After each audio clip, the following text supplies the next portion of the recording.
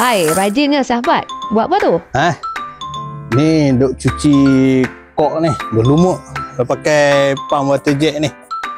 Cordless pakai pump water jet cordless. Mesti mahal water jet ni kan? Tak mahal pun. Harga tak sampai RM50 pun tak ada ni. Biar betul awak ni. Beli kat mana? Ni saya beli kat mana? Saya beli dekat beg kuning. Beg kuning.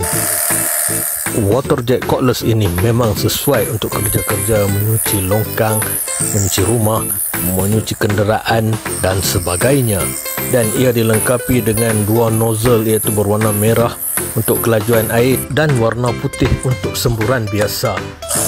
Okey, jikalau kawan-kawan ataupun sesiapa yang berminat dengan water jet cordless, bolehlah semak di link beg kuning yang tertera di telefon anda.